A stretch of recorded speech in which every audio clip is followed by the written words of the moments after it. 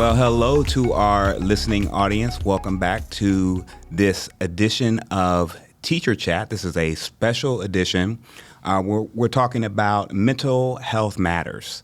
And so I'm without my co-host today, and she promises me she's soon to return. So everyone out there say hello to Tyler, and she'll be back with us the next time. But I have some awesome guests with us today.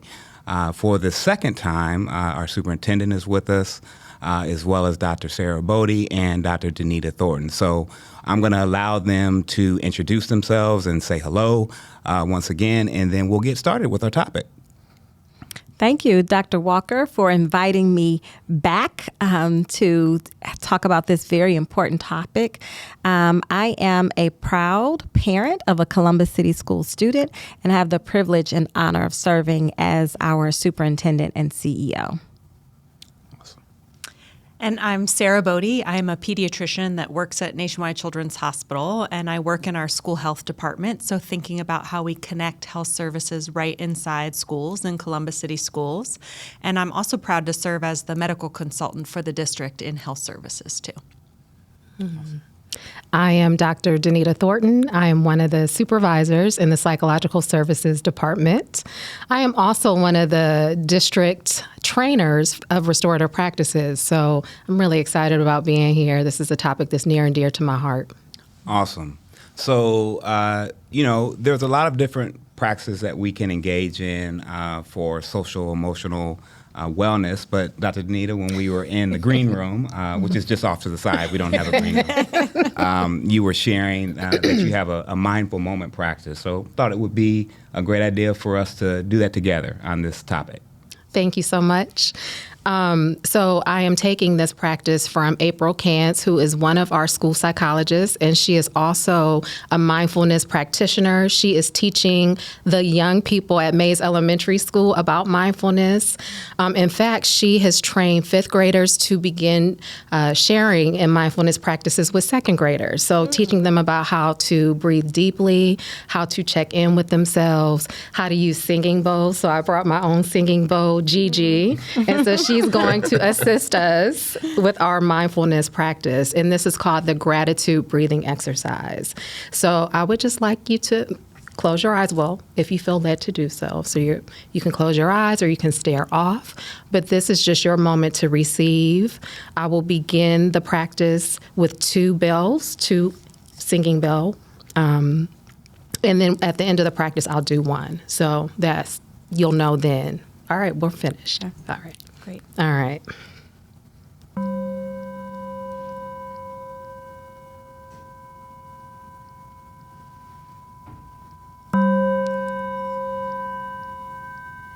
I'd just like to invite you to sit comfortably and close your eyes. Take a nice deep breath in. Exhale slowly. Listen to your body. Visualize something you're grateful for. Let that image form in your mind. Feel why it's important to you. Let that warmth spread through you. With each breath, let gratitude grow. Feel it in your heart. Silently say, "Thank you." Let the words resonate.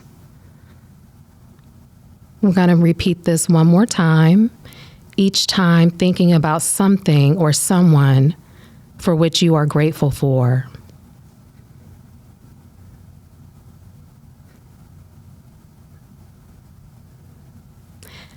You're going to take one final deep breath, and when you open your eyes, carry this gratitude with you.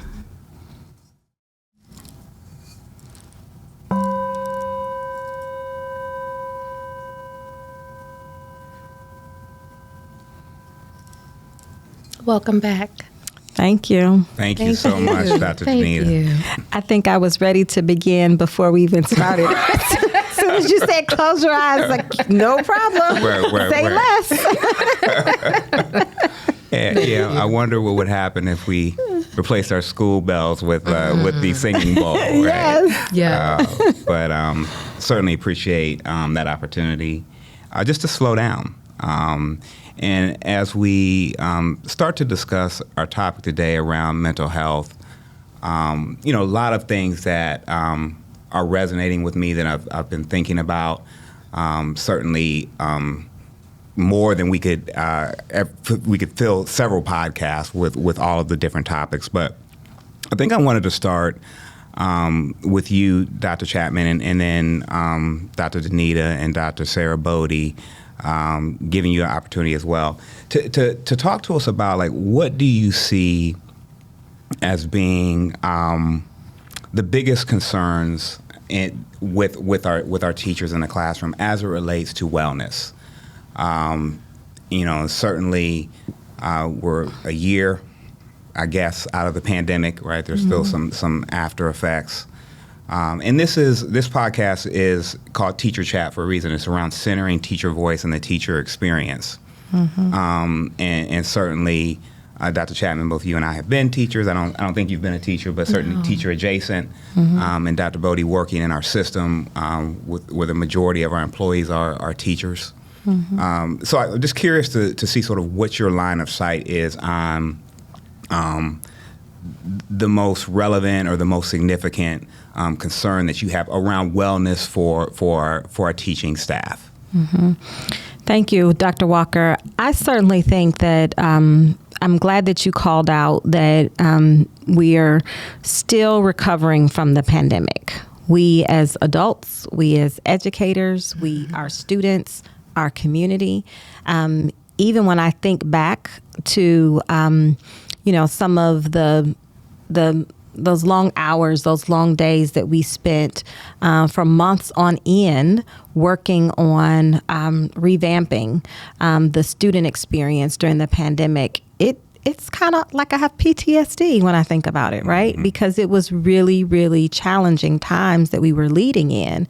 And when I think about the challenges that our teachers face right now as they're dealing with wellness, certainly I'm mindful of the burden that they carry as it relates to dealing with the increase in mental health needs and challenges of our students, and how that weighs heavy on their hearts, how that weighs heavy on how they show up as educators, because we know that post-pandemic, our students are having higher rates, our cases of, depression, anxiety, feelings of isolation, just making sure that our students have that sense of belonging so they feel connected to their peers. There are mental health challenges that they're experiencing that's preventing them from making those natural connections that our students were able to make pre-pandemic. And so I imagine that our educators are feeling the weight of that burden. They are thinking about, what else they could do differently and how they could be of greater support to our students who are tremendously challenged right now post-pandemic with dealing with mental health challenges. And that's even more prevalent for our middle school and high school students, right? So when I think about our secondary educators and I think about the results of the most recent CDC report, where they named that our teenagers, middle school and high school, have they have higher rates of, suicide, anxiety, depression, isolation, and it weighs on us. It weighs on us all as parents, as teachers, as educators, as service providers. We want to be able to support our students so that they can be their best selves. But clearly, there are non-academic factors that are posing a significant challenge for us to even be able to provide them with meet their academic needs. And so we have to attend to it. We can't ignore it. We can't sweep it under the rug. We have to think about how we provide them with a safe space to unpack what I call is usually what they bring to school in their invisible backpack, which is the trauma, the experiences, the feelings that they have. We have to unpack that backpack in order for us to be able to truly serve them academically, to begin meeting their needs. It's not a question of whether or not we should. It's a question of how we do that work together and collaboratively so that we can really meet the needs of our students. So I would say that our educators, again, across the district, pre-K through 12, but more so our secondary educators are experiencing the impact of dealing with higher rates of, anxiety, depression, mental health challenges of our teenagers. And then we also know and I'm sure parents experience this as well, but we also know that social media looks a lot different than it used to, and it's playing a significant impact and role in how our students interact, how they respond to conflict, and just their ability and attention to focus, which impacts their mental health. And so the U.S. Surgeon General issued a report and called, the impact of social media is one of the pressing and glaring issues of our time right now, because our students are engaged so much more now on social media, in some ways in very unhealthy practices. It impacts their sleep patterns, right? It takes away from them being able to sleep well at night. It impacts their ability to attend to any task, their ability to focus. It impacts their ability to regulate their emotions and their feelings. So there may be a small interaction that they have with a peer, but they overreact and respond to that in such a negative way because of the impact that social media is playing on their emotions, the way that the brain functions. And so these are all some of the challenges that I think we are collectively experiencing globally. Yeah. As parents, as teachers, as community members, as service providers. There isn't a room that I go into when we're talking about the needs of our students that we don't talk about the impact of social media and the impact of mental health challenges on our students and our families, truly, because it impacts us all.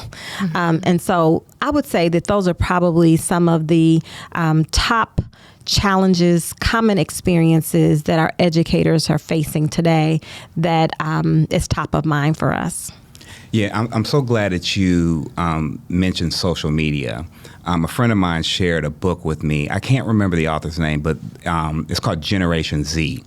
And one of the main premises in the book is it talks about not only does technology do things for us, it also does things to us. Yes. And our kids who, that we're servicing now, most of them were born between 95 and 2010-ish, some younger. But that particular generation that's the iPhone generation.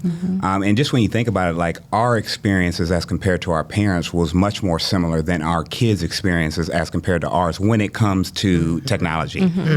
Because it's just such a game changer how students interact. Appreciate that, Doc. So thinking about, Sara, from your perspective, mental health provider, you've been working with our system. What do you see as some of the concerns that resonate with you?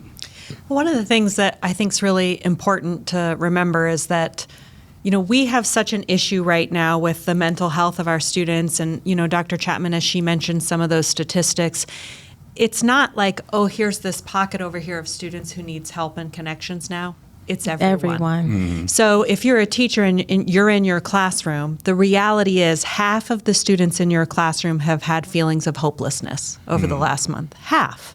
And a significant percent even, more serious symptoms, right? Like thoughts of self-harm or other things. So I think, and the other half of those students are friends with those students and are dealing with it with a family member or a friend. So this is now affecting everyone. So I think the thing to think about then is rather than just individualized, right? Like, trying to suss out and understand, it's like, what can we do to have a culture and climate where everyone's leaning in and we're all helping together to help promote the mental health of all of our students. And then, of course, all of us working together to recognize when we have someone who might have more serious symptoms that needs to then connect to a mental health specialist or provider, we have to have a lean-in system for that. And I think kids are actually better at this than we are, but no stigma around that, right? Like we're all in this together. So you're setting up a support network in the schools that has all of those layers just readily available for students, right? So we always say, I'm a pediatrician. I'm not a mental health provider per se, but I am, right? Because when kids are coming in, even just for their shots or a sick visit or whatever, one of the things we do is assess their mental health every single time they walk through the door. Well, why do we do that? Because we know that a significant percent of them are struggling and have that invisible backpack, and we're trying to unpack it just like the teacher is, right? And so we take that on too. And I think, again, like everyone that's interacting in our school climate. And for teachers, it's check-ins for each other too, right? Because the adults are having those same issues or having family members. So I think it's trying to set up a system that really has structured supports, absolutely, but also a culture and climate that's saying we care about this, we're going to recognize it, and we're all going to help each other lean in as part of the solution. Because, I mean, it is hard for teachers. They have a lot, and that's a secondary thing. They're also trying to meet these academic needs of their students too. And like you said, they may not be able to do that effectively if, their classroom setting isn't one that will support the mental health of those students. So we've got to give them the resources and make it easy and for everyone.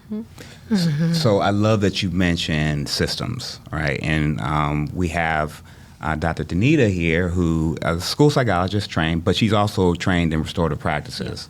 And so we have a Office of Whole Child. So we will have a part 2 to this where we invite some of our practitioners from that office. But I'm curious about your perspective, dealing with mental health, and not only from students but teachers, but also sort of from a systemic standpoint in terms of restorative practices. What are some things that we can do that sort of attend to this in an integrated way across our system? Yeah, this is great conversation. Even thinking about how do we create safer spaces for us to begin to have these conversations, to normalize the fact that if you're not doing okay, it's okay, that you don't need to shoulder this by yourself. You don't need to exist in isolation. And so one of the things that I really respect about restorative practices in the work is that it allows us, it gives us language, common language. It also helps us to think about, because restorative practices is the science of relationships and community. It's not just the relationship with others, it's the relationship that you have with yourself. And so checking in with yourself on a regular basis, knowing and being able to identify when you are not okay, and then thinking about, all right, what is it that I need in order to move forward? And so that piece of it, if nothing else, for us to just gain, again, that awareness step as a step one. The other piece of this, too, is looking at how we show up in our communities. So when you think about the number of people who are feeling stressed or pressure, especially in our schools, and we continue to exist in that manner without paying attention to what is really going on and being honest about it, not just brushing it under the rug or saying, oh, it's that person or that situation or that administrator or that policy, but really holding ourselves accountable when we know we could do better is another aspect to this. I love social discipline window. So social discipline window as part of restorative practices is really looking at how individuals who are in positions of authority or who have influence, because we all have influence. I don't care what your position is. We all have the potential to impact others in ways that are harmful in some instances, unfortunately, or helpful or healthy. And so what does the walk to with look like? And with meaning that you are providing a high level of support and encouragement to others while also holding high expectations and setting those firm boundaries and being clear about that. And so I think as leaders, no matter what your role is, teachers, parents as well, how am I operating in that with space with others so that individuals know that, yes, I have a partner here, I have someone who I can collaborate with in order to move this thing forward. So there are many layers, but I think step one is just to gain some level of awareness about where you're operating. Yeah, what I heard there was sort of like mindset, Yes.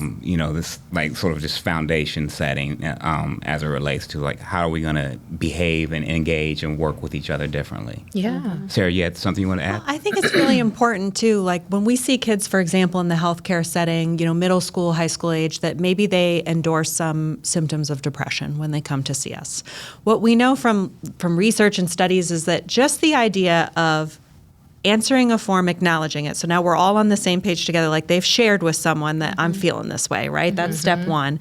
And then they have this person there that I'm with you, validating that, and then talking about even some basic practices of how they can, do some mindfulness, some other things. A really large majority of those students will be much improved 6 weeks later, just because they found someone to engage with. They were able to share and get that load off and really think about for themselves, like, what can I do to kind of have this connection with this person that's willing and with me to get better. Now, that doesn't take a healthcare professional to do that. That's all of us. So from a teacher standpoint, sometimes you feel overwhelmed, right? Like, well, what am I going to do about all these issues? I mean, I refer out, but just to acknowledge, like, even the fact that you might be checking in with that student and they know you care and you're acknowledging that you recognize and feel that they're having some of those symptoms or a little more withdrawn, that might be enough to really change their trajectory. And so feeling empowered that sometimes that can be just as impactful as connecting them to, specialty services. So I just think that with them is really important, and knowing how much influence we all have. I mean, I think that's really great. Yes. Yeah, I think that check-in piece is critical, right? I was just talking with a kindergarten teacher, and he was saying that he checks in with his kids every day. And I'm trying to imagine what a check-in with 26 kindergarten. But okay. But I think it's so valuable, right? Because he's one that I've seen in the classroom. I mean, an exemplary teacher. And I think that fosters sort of that bedrock of his kids knowing that he cares about them. Goes a long way for what they want to do for him, right? And their level of effort. So I think I want to go next to think a little bit about restorative practices, because I know, Dr. Chapman, for you, that was a specific commitment that you made to the community, something that I know that resonates with you, that you care deeply about. Why was that something for you that was so important, and how does that connect in your mind to this whole idea of mental health matters and wellness as it relates to not only staff, but also students? I mean, all of our school community. Yes. So as Dr. Danita so eloquently said, this work starts at the top. And so it was very important for me to show our community and our staff that I am willing to commit to restorative practices, not only professionally, but also personally. And so that means I carve out the time in my schedule to engage fully and deeply in the training, and make sure that the rest of my team carves out the time in their schedule to engage fully and deeply with in the training. It was very important for us to say that this work starts with us here at Central Office. This was not something that we wanted to, again, say to the schools, we want you to start this work. No, it starts with us. And so we have prioritized this work because I know that restorative practices is not a strategy just for our students. It's also a strategy for the adults. It's a strategy for our leaders. It's a strategy for our department leaders. It's a strategy for our principals. It's a strategy for our secretaries. Everyone is included in restorative practices. And when we say that we truly intend to be a district of restorative practice practitioners, that means everyone. So everyone is inclusive in the all. And so we want to make sure that everyone has the resources, the common language, the strategies in their backpack, the tools in their toolbox to really be able to engage in meaningful, intentional ways to build relationships, to build community with themselves and with each other. And so we really, I feel like that in and of itself is a game changer. That will significantly shift the culture in our organization, in our offices, in our classrooms. And eventually, it'll shift the culture in our community because we are sending the signal that this work is important and these are new strategies and new ways of interacting with us. It's a new way of being. It's a new way of doing, a new way of leading, right? And so I have been very intentional about, again, carving out the time, making the resources available so that all of our staff as well as students have the opportunity to embrace this new way of being. Certainly, we have also invested in a pilot where we have student-led restorative practices teams, which brings me the most joy to see our students leading this work with such intentionality. I mean, they are amazing. When the students say, okay, circle up, we're going to handle this. Yes. Right? It's just so empowering. You can see their wheels are spinning. We had students come to one of our board meetings last semester, I believe, and they helped the board members facilitate a restorative circle. We were in tears. We were in tears. It is. That invisible backpack was full. Yes. It was overflowing. Yes. And I almost went there when Dr. Danita said, you know we stress. And I was thinking, is she talking about me? Who are we talking about? Okay. Don't start crying now. You can do this. It's a safe space. Yes. Stay on topic. Yes. So for all of those reasons, we as a district are committed to investing in restorative practices and really making the time and space for our staff, our administrators, our teachers, our students, and even our families to be a part of this important work. And I certainly believe that while this is our strategy, this is work that truly changes you as an individual, as a participant, because not only am I using restorative practices as a leader, I'm also using restorative practices at home as a mom or as a daughter. You know, when I have conversations with the family, guess what? This is a restorative circle. They don't know it. They don't know that. I don't use that terminology. But at the end of the day, these are strategies that are helping me cope with life. These are strategies that are helping me navigate the many myriad of conversations, decisions, conflicts that I encounter throughout the course of life. You know, that's a hat that I can't take off. I'm human no matter how I show up. And there's going to be conflict. There's going to be bigger decisions that you have to make. And so these are strategies that really help process the emotions, process the feelings, process the harm at times that, may have occurred. And so it's really, really helpful. I feel more confident and more competent in my role, as well as a parent or a family member, when I can rely on tools and resources that can help me navigate those experiences. That's awesome. Yeah. And I'd be remiss if I didn't give a shout out to Dr. Liz McNally, who's leading the work. Yes. And certainly is building some capacity throughout our district. So thank you, Dr. Liz. We are thinking about you as we're talking about the work today. Absolutely. And I would also like to acknowledge the support and commitment from our Board of Education. Our board prioritized this work when we set the guardrails for Columbus City Schools, and they named restorative practices as a key priority and strategy that they wanted to make sure that we prioritize.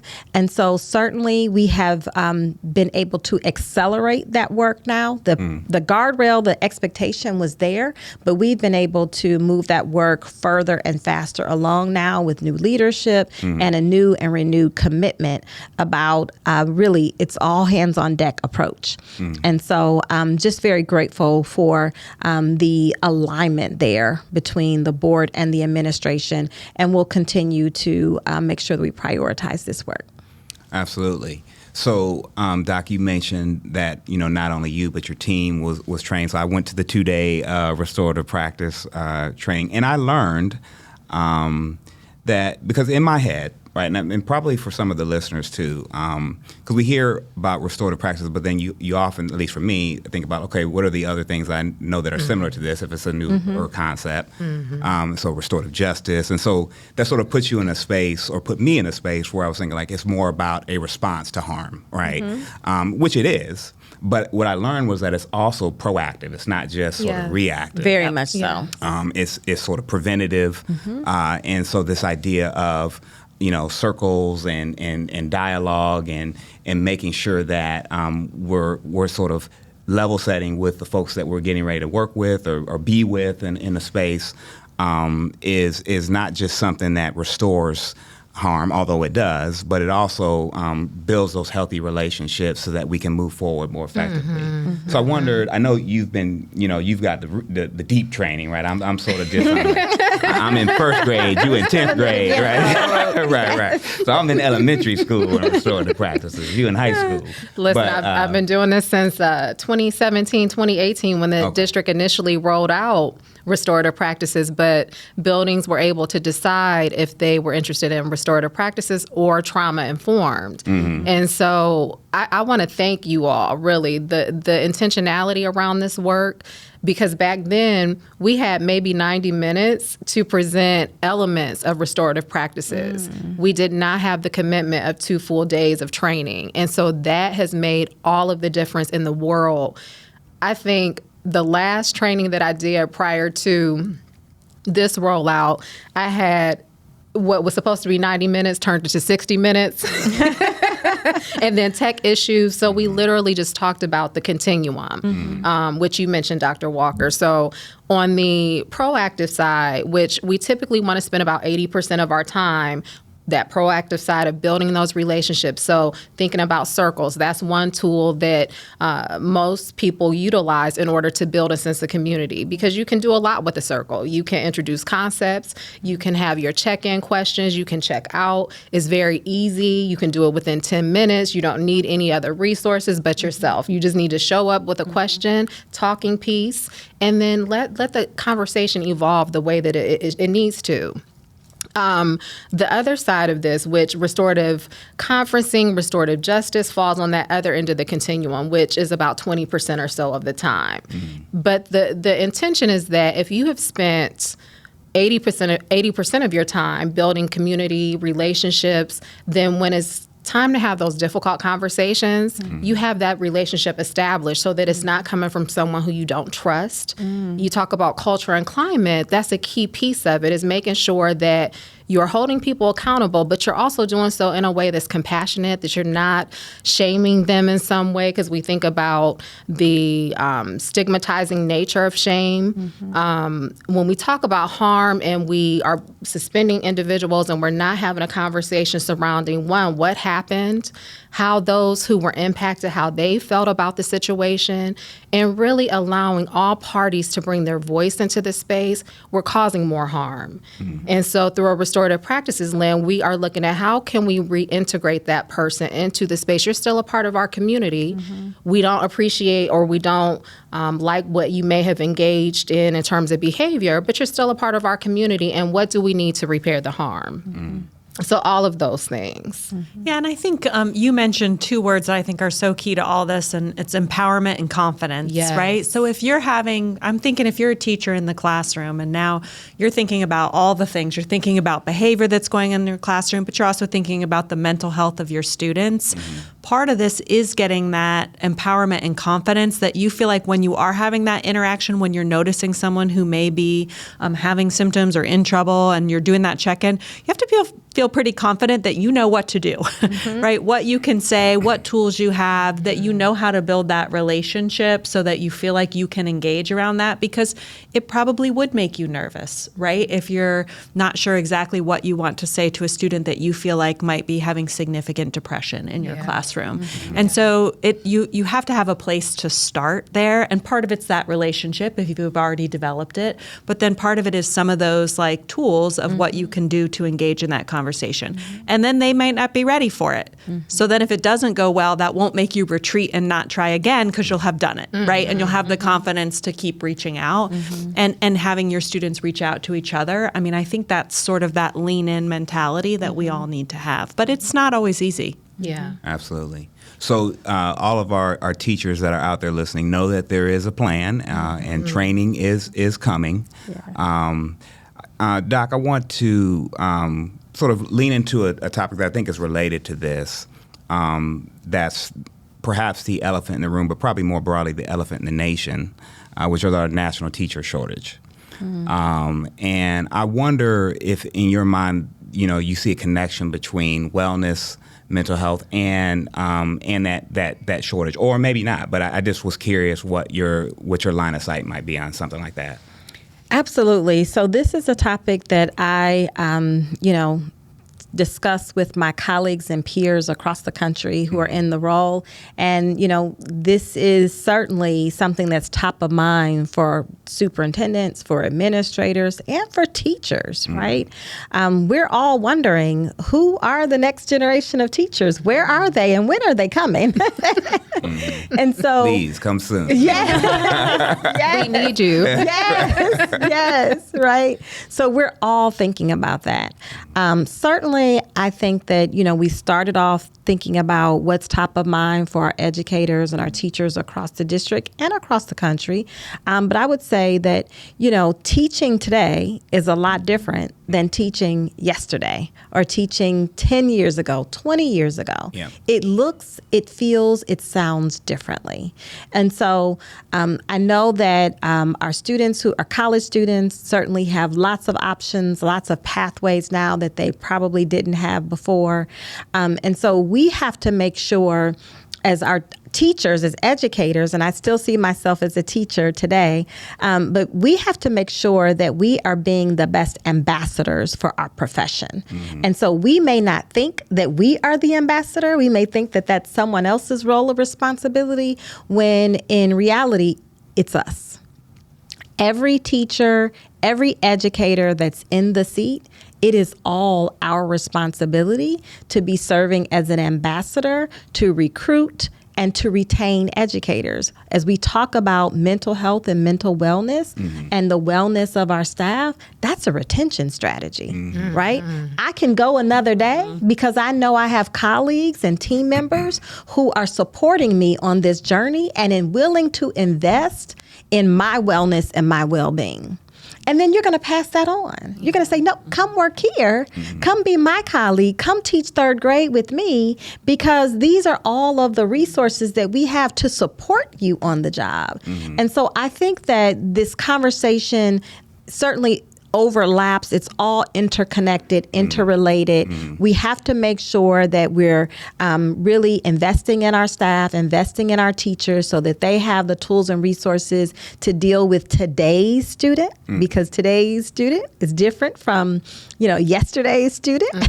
But we also need to make sure that we have the necessary resources to support our educators so that they can show up as their best selves and they can be those ambassadors. If they love their job, they love what they're doing, that joy will emanate from them, and they will be so excited about the work that they're leading, they will run and tell everyone. You know how good news travels fast, right? And so public education evangelism. Yes. And you can be a teacher, and you can be a teacher, right? And so I think that's the type of energy and support that we need so that everyone sees themselves as an ambassador. I know when I started in the district, we had a few retired educators who were part-time recruiters, right? Well, that was before the national teacher shortage, right? So we have not shifted our model yet to think about, well, who's doing the recruiting? We all need to be doing the recruiting, given the national teacher shortage and how desperate we are for talented educators who are committed to serving our students. And so we we all need to lean in. Again, another topic that's like all hands on deck. How can we all do our part to support and really show the world and our community how this is really a work that is worthy of making a commitment to? Yeah, I often reflect on sort of my own experience, right, and then talking to prospective, teachers, folks that are in college or thinking about teaching, and it's such a critical role. But you're right. I mean, it's changed dramatically. Since I started in 1999. And I think about, what the challenges were then, what the opportunities were then, and how it looks different. It just looks different today. And so I think the more that we can be intentional, to your point, and, that was a softball because I know that you think about these things all the time. That's one of the topics that keeps me up at night. Yeah. Okay. All right. So, yeah, I mean, and it's keeping not just you, but probably every superintendent, or at least urban superintendents across the nation, I'm sure. Yeah. So yeah, I'm curious. Any thoughts on that from your perspective? Yeah, we so I created a mentor program for our new school psychologists. It's been in existence. This is the 9th year.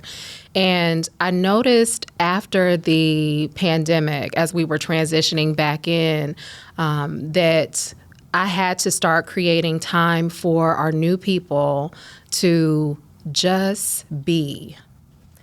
And what I mean by that is just to show up. You don't need to do anything, just receive. They were coming with such heaviness, emotionally, mentally, trying to navigate being in some instances, this was the first real employment that they had coming out of graduate school, the size of our district, navigating the various aspects, having multiple building assignments and balancing that. And so as part of the mentor meetings, we start with a check-in. So we do a temperature check. If you had to describe yourself as weather, what would you say? And so even that question would prompt such conversations surrounding what was going on in their worlds. We still had topics that we needed to get to related to compliance and special education, and making sure that they understood just the weight of ensuring that their evaluations were comprehensive and they were meeting the academic, social, and emotional needs of students. However, we couldn't get to any of that stuff until we created the space for them just to vent. Not only vent, but to release what was going on in their inner worlds, that we like to think they're separate or that we're able to turn it off and turn it on, but we can't. We can't. And until we look at even how our meetings are structured, are we building in time during our meeting schedules just to have a check-in? The agendas are fine. The to-do lists are fine. But we have to be very clear and very intentional about what it is we do to just say to our people, I see you, I care about you, and it's okay for you to share whatever is on your mind. There's no judgment, and to do so in a compassionate manner, consistently. Yeah, I think, that's going to be so critical for us. No pressure, Liz, as we move forward, right? It's really thinking about what and it's all of our work. I mean, I'm joking. Seriously, it's all of our work. But thinking about like how do we sort of integrate and create systems and a cadence where this just becomes a natural part of the work that we do, and it's not something that sits outside of it. And so I think that's an opportunity that we're up for. Yeah. Yes. And so we're getting ready to bring the plane in for a landing here. So as we close, I have a question for you. That it's a personal question around how do you de-stress, right? I mean, you have Gigi, so that's you're cheating a little bit. So we've been exposed to your tactic already. But I'm sure there's other things as well. But what do you whether you might go home or this might be something that you do daily, weekly, monthly, yearly. But just curious what that is for us. Oh, there are a number of things. However, I love to travel. And I love to experience just different cultures and different people and engage in authentic conversations. I want to know the story behind the story. And so I make sure that even if it's a road trip, I am experiencing something new, because that helps my creative self dance a little bit. It helps me to grow. So I'm always looking at how can I grow forward no matter what life is throwing at me.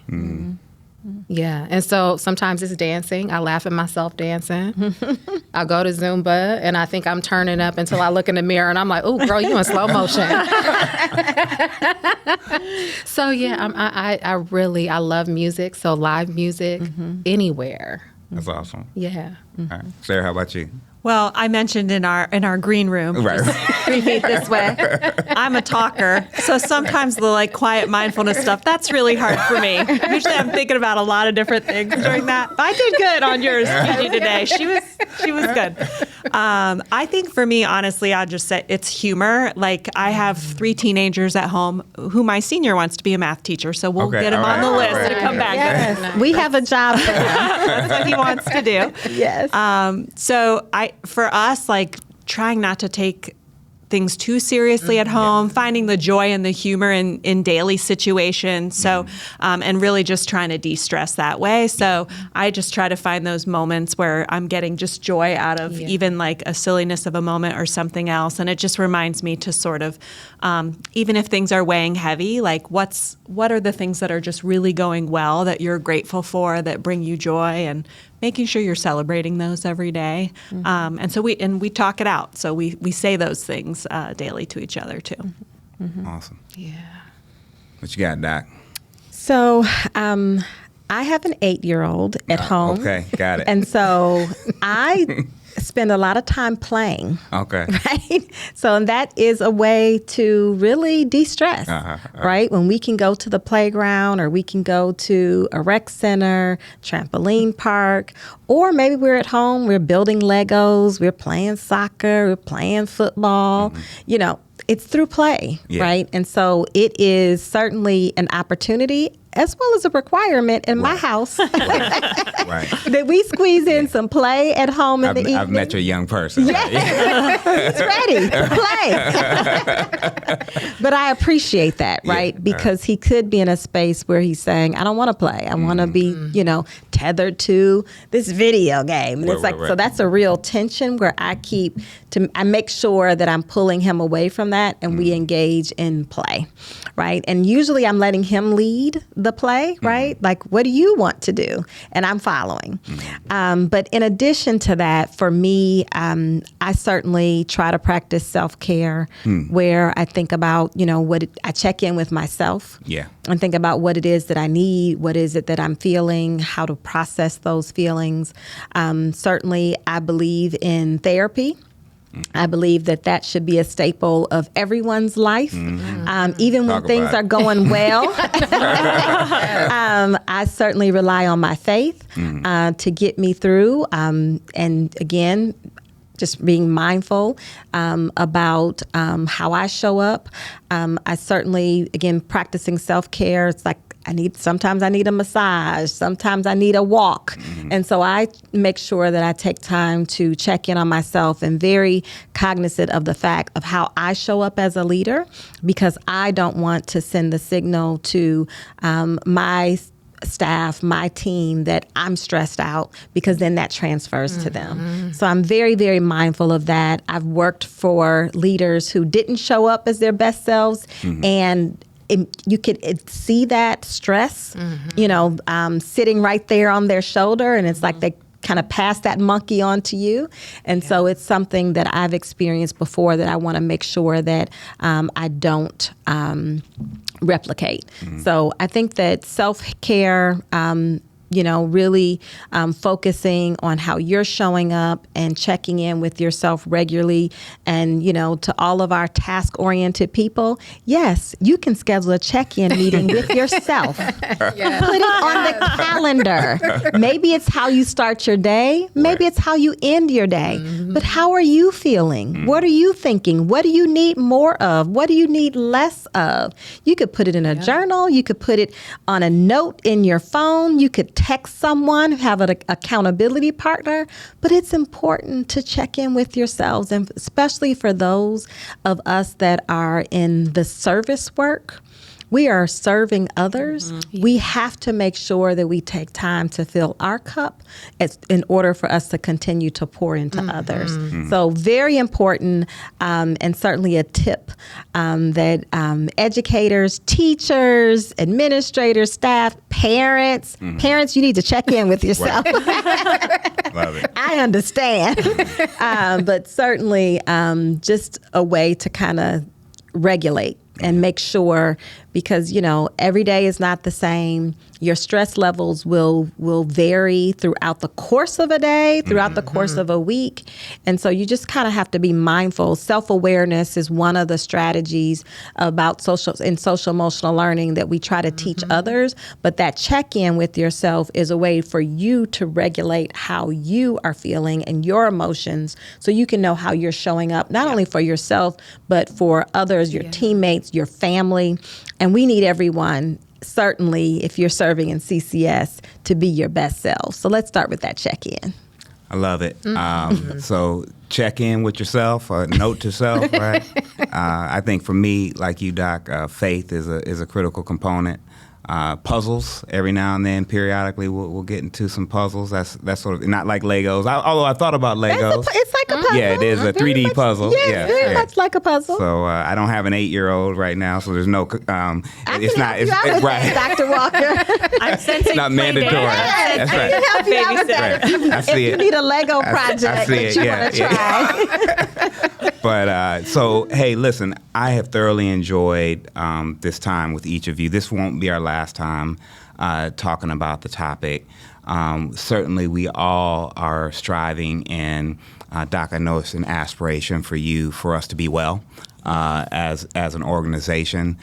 Change is hard, right? Living things change, and changing things grow. And when we're through living and when we're through changing, we're through. But change can be a challenge, right, as well. But it's also an opportunity, and I think it's one that we're up for. So we will continue the work and continue the dialogue. Until next time, to all of our listeners out there, I'm Todd Walker, and here with our guest. Have a great one. Goodbye.